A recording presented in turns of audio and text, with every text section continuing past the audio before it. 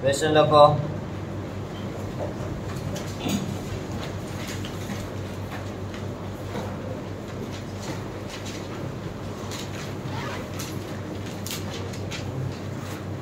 derive the equation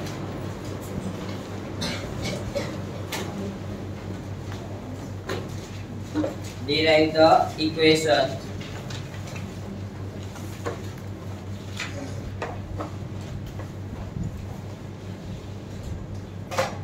derive the equation of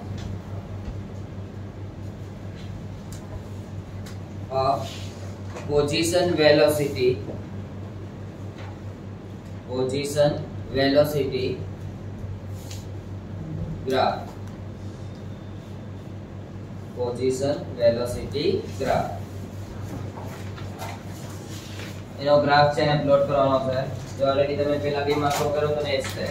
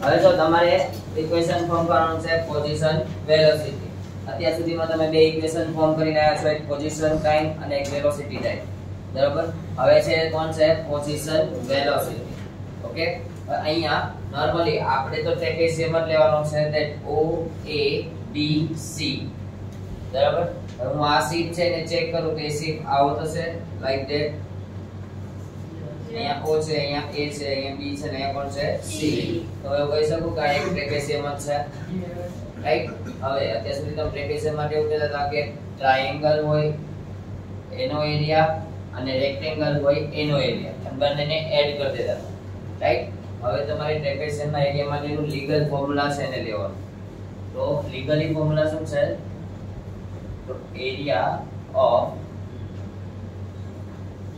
trapezium is equal to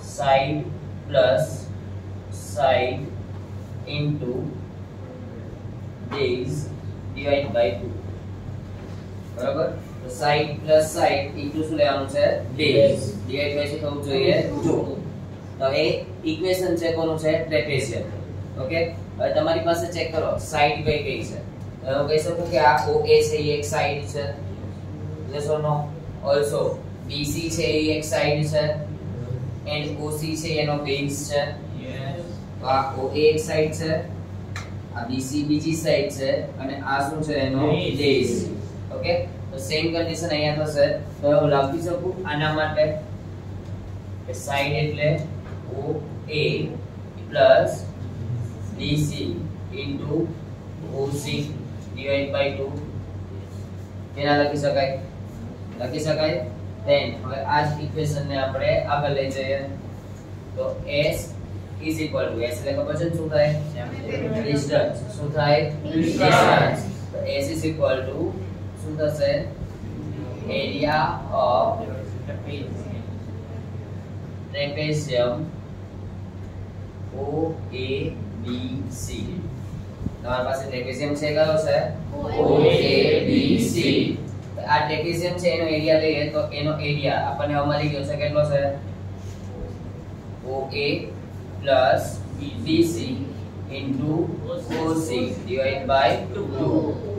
હવે અહીંયા આ term મળી છે કે ના ઇક્વલ ટુ મળી s is equal to હવે આપણે ચેક કરીએ કે અહીંયા OA is equal to જો તો OA is equal to કેટલું આપ્યું છે u ઓકે BC હું આ BC છે is equal to એવું કહી શકું કે આ OE છે તો O થી E સુધીનું ડિસ્ટન્સ કેટલું આપ્યું છે b તો આ BC નું ડિસ્ટન્સ કેટલું થશે તો અહીંયા BC is equal to શું થશે આન્સર b O થી લઈને C સુધીનું કેટલું આપ્યું છે b OC is equal to શું આપ્યું છે b હવે આ ત્રણ વેલ્યુ છે એને આ ઇક્વેશન ની અંદર પુટ અપ કરો તો s is equal to OA એટલે કેટલા છે જો તો u plus BC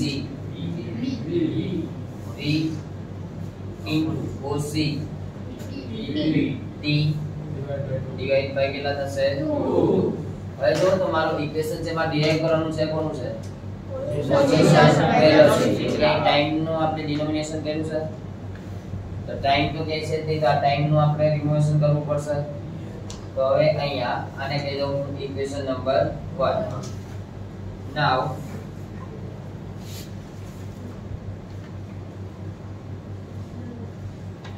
applying the formula of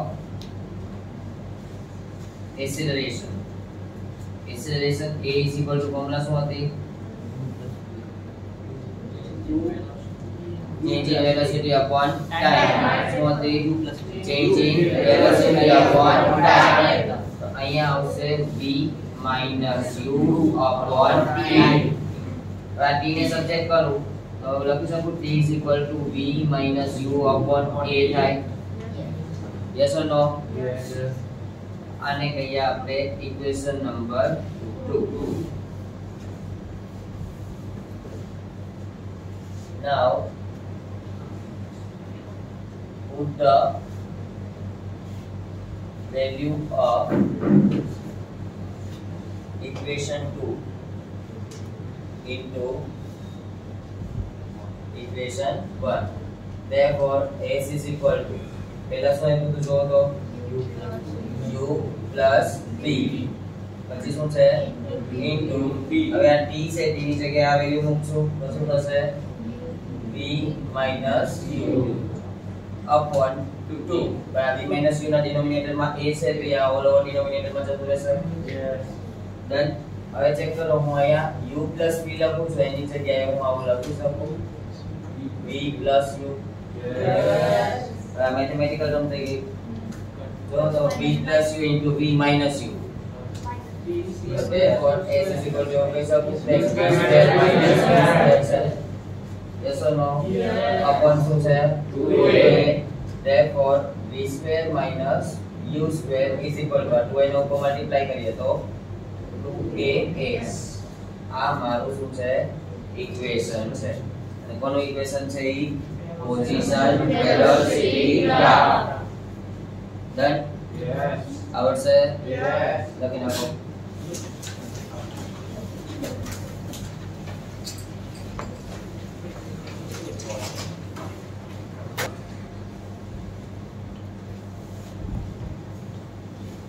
now on your page number 108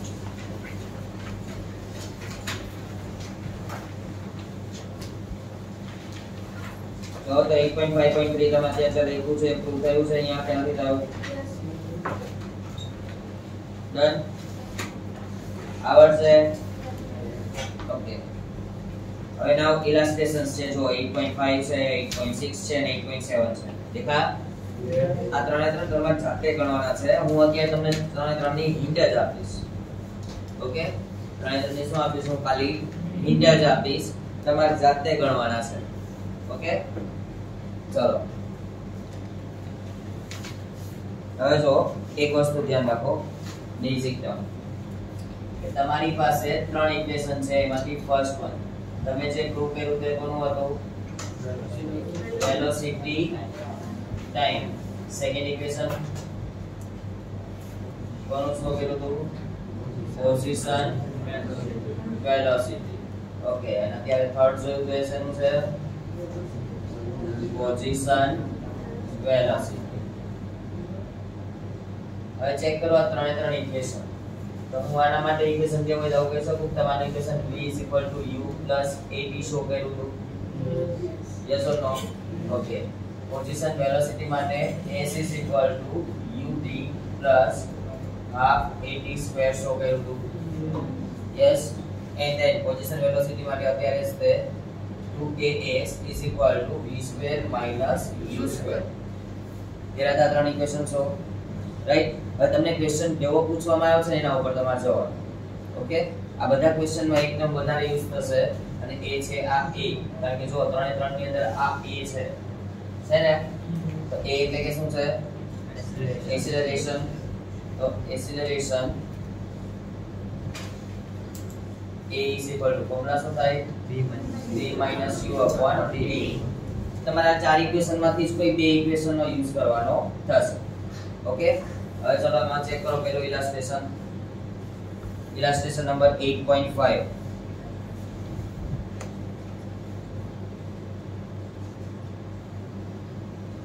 question જો, a train starting from the rest attain the velocity of the 72 km/h. હવે વિચારો કે તમારી ટ્રેન સ્ટાર્ટ થઈ છે, શેમાંથી થઈ છે? રેસ્ટમાંથી.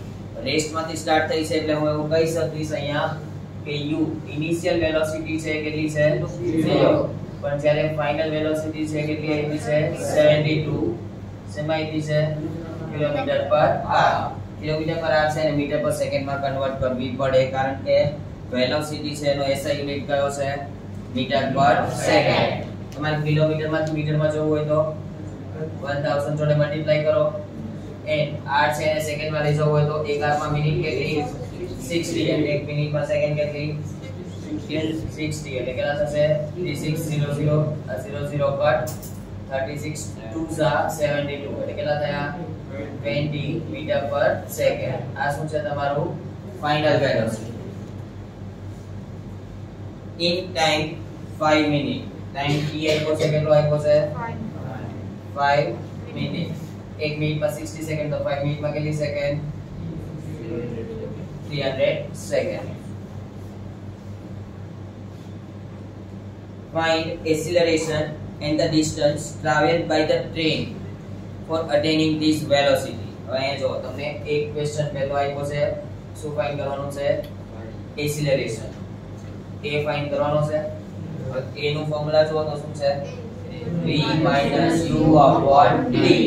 તો જો તમારી પાસે v ની વેલ્યુ છે, u ની વેલ્યુ છે, t ની વેલ્યુ છે, ત્રણે ત્રણ વેલ્યુ આમાં પુટ અપ કરો તો એની વેલ્યુ મળે કે ન મળે? પાક્કો? ઓકે, ચલો બીજું એવું કીધું છે જો તમને ક્વેશ્ચનમાં, find the distance traveled by the train for attaining this velocity. તો આમાં ડિસ્ટન્સ અને વેલોસિટી આવ્યું કે ટાઈમ તમને કીધું સેકન્ડ ક્વેશ્ચનમાં, તો ટાઈમ નથી કીધું એટલે આ પહેલા બે ઇક્વેશનમાંથી તો એક ઇક્વેશન આવશે નહીં. પોઝિશન ટાઈમ પહેલા બે ઇક્વેશનમાંથી તો એક ઇક્વેશન આવશે નહીં, તો કયું ઇક્વેશન યુઝ કરવાનું થશે? થર્ડ. તો આની અંદર તમારે સેકન્ડ માટે ઇક્વેશન યુઝ થશે 2as = v² - u². હવે કેલ્ક્યુલેટ થઈ જશે પાકો. ઓકે, ચલો 8.6 જો,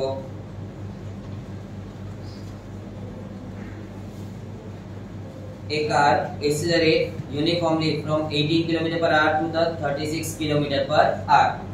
હવે જો અહીંયા ઇલાસ્ટ્રેશન નંબર 8.6 છે, એમાં બંને તમને આપ્યા છે. u આપ્યો છે કેટલો છે? 18 km/h છે, અને v છે કેટલો આપ્યો છે? 36 km/h.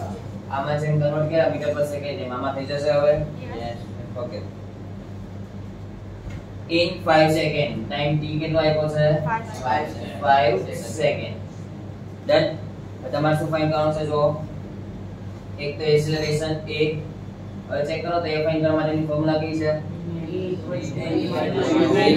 u upon t જો તમે u અને t ત્રણેયની વેલ્યુ છે a ની વેલ્યુ મળી જશે ઓકે then જો શું કીધું છે the distance covered by the car in that time શું કવર કર્યું તમે ડિસ્ટન્સ કવર કર્યું ઇટ મીન્સ પોઝિશન આવે બરાબર તો પોઝિશન કવર કર્યું ઇન ટાઈમ તો ઇક્વેશન કયું યુઝ થશે s is equal to second question માટે s is equal to ut plus r at square હવે જો અહીંયા એક a છે અહીંયા એક a છે પણ આ a ની વેલ્યુ તમને છે અહીંયા મળી હોય ને એ વેલ્યુ અહીંયા પુટ અપ કરવાની ઓકે સેમ ટુ સેમ અહીંયા આ વેલ્યુ a ની જે મળી એને અહીંયા પુટ અપ કરવાની ઓકે આવડશે બંને now 8.7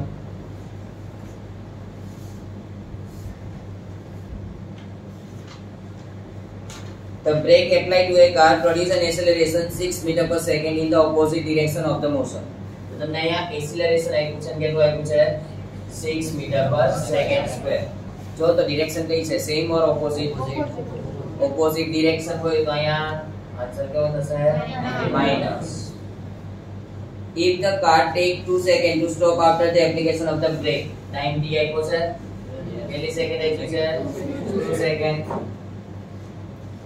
calculate the distance it travel during this time તમારે શું ફાઇન્ડ કરવાનું છે ડિસ્ટન્સ ફાઇન્ડ કરવાનું છે તમે ડિસ્ટન્સ કઈ રીતના ફાઇન્ડ કરશો જો તો તમારી કારે બ્રેક મારી દીધી તો એના માટે ઇનિશિયલ વેલોસિટી હોઈ શકે પણ આફ્ટર ફાઇનલ વેલોસિટી ગણીશ તો ફાઇનલમાં તો એને ઊભું જ રાખી છે ગાડી તો એના માટે અહીંયા v ની વેલ્યુ છે કેવી થઈ જશે 0 ઓકે તો આને મારે ફાઇન્ડ કરવું હોય તો પહેલું ઇક્વેશન જો તો કયું છે a u plus at v ની વેલ્યુ કેટલી આવી છે 0 તો એવું કહી શકું કે u -80 ત્યાંથી આવ્યું આના પછીનું સ્ટેપ આવું થશે 0 u plus 80 આ v ની વેલ્યુ મેં પુટ અપ કરી રાઈટ પછી આ 80 છે ઇક્વલ ટુ ન્યા સાઈડ લાવું તો માઈનસ થશે હવે જો તો a અને t ની વેલ્યુ છે તમારી પાસે યસ ઓર નો તો તમને u ની વેલ્યુ મળી જશે ધન જો તો u ની વેલ્યુ મળી ગઈ પછી આવું જ ઇક્વેશન યુઝ કરવાનું u t half at square તો જો તામાં હવે u ની વેલ્યુ મળી ગઈ છે t ની વેલ્યુ ઓલરેડી આપી છે પ્લસ હાફ a ની વેલ્યુ આપી છે યસ t ની વેલ્યુ આપી છે થઈ જશે બધા સોલ્વ આવડશે ને આ ત્રણે સોલ્વ કરવાના છે બરાબર એ ત્રણે સોલ્વ થઈ જાય પછી જો તમને ઇન્ટેક્સમાં 5 ક્વેશ્ચન્સ આપ્યા છે પાંચે 5 સમ જ છે દેખા એ પાંચે 5 સમ ને સોલ્વ કરવાના પણ યાદ રાખવાનું કઈ રીતના પૂછ્યું છે જે રીતે ક્વેશ્ચન પૂછ્યો એ રીતનું ઇક્વેશન છે એને એપ્લાય કરવાનું ડન કરવા માંડો સોલ્વ